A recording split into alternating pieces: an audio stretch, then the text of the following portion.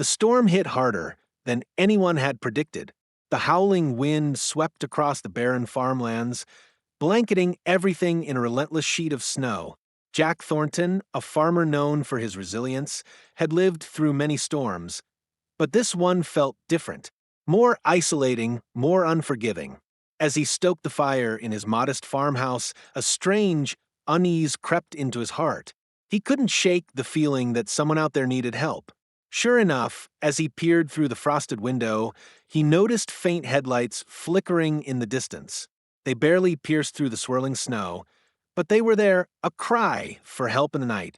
Without hesitation, Jack grabbed his heavy coat, flashlight, and an old thermos of coffee before heading out into the storm on his tractor. By the time he reached the source of the lights, he found an SUV half buried in a snowdrift. Inside was a young couple and their small daughter, all huddled together for warmth. The father, pale and shivering, was trying to keep his family calm. Jack knocked on the window, his voice steady despite the chaos. "Y'all all right in there?" he shouted. The mother rolled down the window, her voice trembling. "Our car won't start, and we've been here for hours. Please help us." Jack nodded firmly.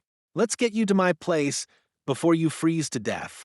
With some effort, Jack helped the family onto his tractor and drove them back to his farmhouse. Once inside, he lit the fire, wrapped them in blankets, and offered them hot soup. The little girl, no older than 5, clung to a teddy bear, her eyes wide with a mix of fear and gratitude. As they warmed up, Jack learned that the family was traveling to see relatives for Christmas when the storm caught them off guard. The father, David, confessed that they were running low on funds and had no idea how to get the car fixed. Jack reassured them, saying, "We'll figure it out in the morning. Right now, you're safe." The next morning, after the storm had calmed, Jack decided to check on their SUV. He towed it back to his barn and started inspecting it.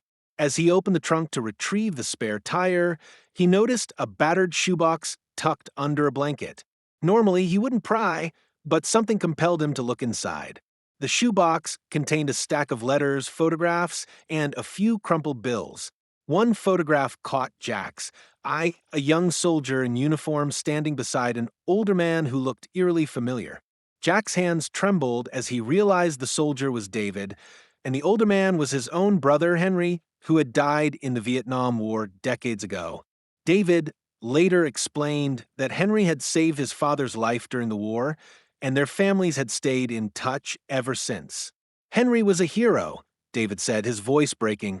"We were on our way to visit his grave for Christmas." Tears welled in Jack's eyes.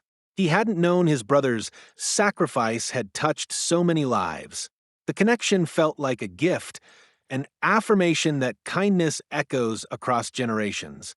Overwhelmed with emotion, Jack fixed the family's car free of charge, gave them enough money to reach their destination, and packed them food for the journey.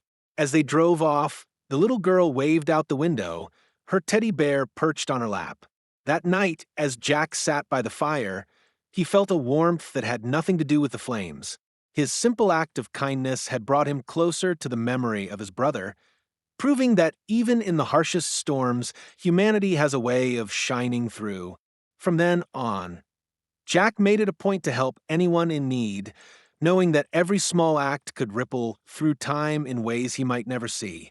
Every Christmas, he left a single rose on Henry's grave, a silent promise to carry his brother's legacy forward.